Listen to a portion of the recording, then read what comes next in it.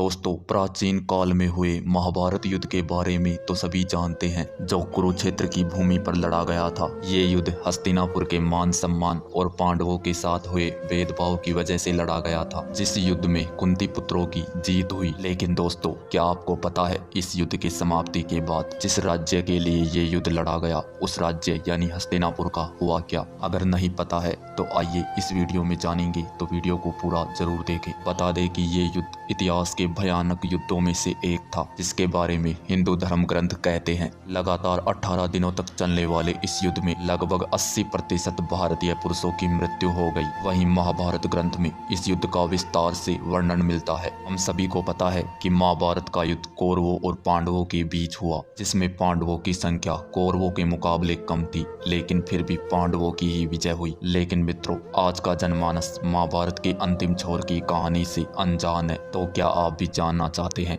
कि इस युद्ध के बाद हस्तिनापुर राज्य का क्या हुआ, या फिर किस राजा का राज तिलक किया गया? तो बता दें कि 18 दिनों तक चलने वाले इस युद्ध में पांडवों की जीत हुई, और युद्ध जीतने के बाद श्रेष्ठ पांडव यानी युधिष्ठिर को हस्तिनापुर का राजा नियुक्त किया गया। जिसके बाद धर्मराज युधिष्ठिर के नेतृत्व में पांडवों ने हस्तिनापुर पर 36 वर्षों तक राज किया। वहीं युधिष्ठिर के राज तिलक के समय कौरवों की माता गांधारी ने भगवान श्री कृष्ण को इस युद्ध के लिए जिम्मेदार माना, क्योंकि गांधारी के अनुसार माधव के पास इस युद्ध को रोकने की दिव्य शक्ति थी। लेकिन फिर भी उन्होंने इस युद्ध को होने दिया। ऐसे में कौरवों के विनाश के लिए भगवान श्री कृष्ण को दोषी मानते हुए गांधारी ने उन्हें श्राप दिया कि जिस तरह कौरवों के वंश का विनाश हुआ है, उसी तरह श्री कृष्ण के वंश यदुवंश का विनाश हो जाएगा। श्राप के फलस्वरूप पूरा यदुवंश आपस में लड़ने लगा और भगवान श्री कृष्ण की द्वारिका की हालत बिगड़ने लगी, और हर एक यदुवंशी एक दूसरे के खून का प्यासा हो गया। इसके परिणाम स्वरूप पूरे यदुवंश का विनाश हो गया, और इसके बाद भगवान श्री कृष्ण और बलराम ही बचे।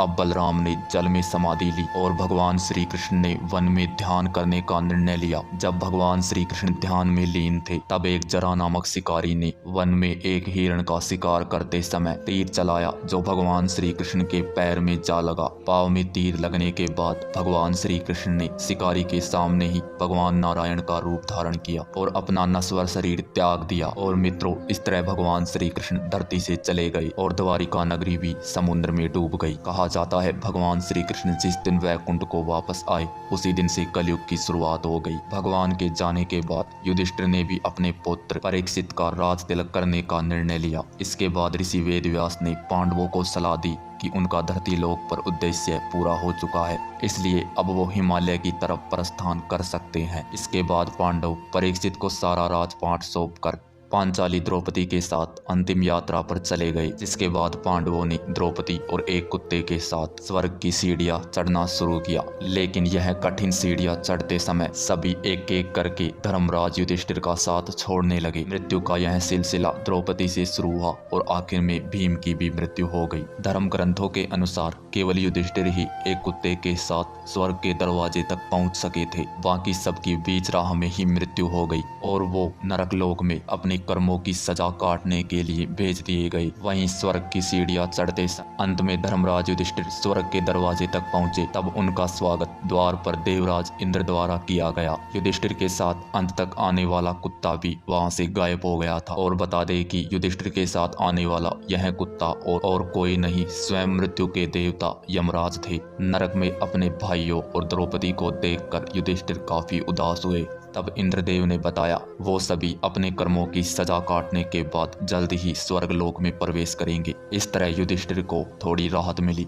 तो दोस्तों, इस तरह गांधारी के श्राप से पूरे यदुवंशियों का अंत हुआ, और राजा परीक्षित, जिसे हस्तिनापुर का राज्य सौंपा गया था, वो भी धीरे धीरे अपने राज्य पर अपनी पकड़ खोने लगा और उनका राज्य भी जल्द ही समाप्त हो गया। लेकिन दोस्तों, एक प्रश्न अभी भी उठता है, वो ये है कि जिस राज्य यानी इंद्रप्रस्थ को उन्होंने अपने भाइयों के साथ स्थापित किया था, उसका क्या हुआ? तो बता दे, द्वारिका नगरी के समुद्र में डूब जाने के दौरान अर्जुन यदुवंश की कुछ स्त्रियों को और द्वारिका वासियों को वहां से निकालने के बाद तेजी से हस्तिनापुर की तरफ चल दिए। वो सभी रास्ते में भयानक जंगल को पार करते हुए पंचाल देश में पड़ाव डालते हैं। वहां रह रहे जब लुटेरों को यह पता चलता है कि अर्जुन इतने बड़े जन समुदाय को अकेले ही हस्तिनापुर लेकर जा रहा है तो वो धन के लालच में वहां चोरी के मकसद से पहुंच जाते हैं। अर्जुन गरजते हुए उन लुटेरों को चेतावनी देता है, लेकिन लुटेरों पर उसकी किसी भी बात का असर नहीं होता और वो लूटपाट मचाने लगते हैं। वो सिर्फ सोने की ही चोरी नहीं करते बल्कि सुंदर महिलाओं को भी उठाने लगते हैं, जिसके चलते चारों ओर हाहाकार मच जाता है। ऐसे में धनुर्धर अर्जुन अपने दिव्यास्त्रों का प्रयोग करने के लिए ध्यान लगाते हैं, लेकिन उनकी सारी शक्ति गायब हो जाती है और कुछ ही देर में सारे धनुष के बाण भी खत्म हो जाते हैं। तब अर्जुन नियत थे ही इन लुटेरों से युद्ध करने लगते हैं, लेकिन कुछ लुटेरे बहुत सा धन और कुछ स्त्रियों को लेकर भाग जाते हैं। खुद को असहाय पाकर अर्जुन काफी दुखी होता है और ये सोचने लगता है कि आखिर मेरी शस्त्र विद्या लुप्त कैसे हो गई। कई प्रयासों के बाद अर्जुन यदुवंश के बचे हुए बूढ़े बालकों और अन्य स्त्रियों को लेकर इंद्रप्रस्थ पहुंचता है और उनसे वहीं रहने को कहता है। बची हुई स्त्रियां रुक्मणी, जामवंती, हेमवती आदि अग्नि में सती हो जाती हैं तथा कुछ वन में तपस्या करने के लिए चली जाती हैं और अर्जुन भगवान श्री कृष्ण के पोते वज्र को इंद्रप्रस्थ का राजा बनाते हैं। जिसके बाद वो स्वयं महर्षि वेदव्यास के आश्रम पहुंचते हैं। यहाँ आकर अर्जुन महर्षि वेदव्यास को बताते हैं कि कृष्ण बलराम के साथ सारा यदुवंश कैसे खत्म हो गया। अर्जुन की बातें सुन महर्षि वेदव्यास कहते हैं, ये सब इसी तरह होना था, इसीलिए आप दुखी ना हो। कुंती पुत्र यह भी कहते किस तरह साधारण लुटेरे उनके सामने से यदुकुल की स्त्रियों का हरण करके ले गए और वो कुछ भी नहीं कर पाए। अर्जुन की जिज्ञासा का उत्तर देते हुए महर्षि कहते हैं कि वो दिव्यास्त्र जिस उद्देश्य से तुमने प्राप्त किए थे वो अब पूरा हो चुका है, अतः वो भी अपनी जगह पे पुनः चले गए। तुम लोगों ने भी अपना कर्तव्य पूरा कर लिया है, इसलिए तुम्हारा भी इस धरती लोक से जाने का समय आ चुका है। जिसके बाद अर्जुन महर्षि वेदव्यास से आशीर्वाद लेकर हस्तिनापुर लौटकर सम्राट युधिष्ठिर से यह सारी बातें बताते हैं। तो दोस्तों, आपने जाना कि महाभारत युद्ध के बाद इंद्रप्रस्थ और हस्तिनापुर का क्या हुआ। इस वीडियो में बस इतना ही। जल्द मिलेंगे ऐसी ही एक और वीडियो के साथ। तब तक आप अपना ख्याल रखें और वीडियो को लाइक, चैनल को सब्सक्राइब जरूर करें।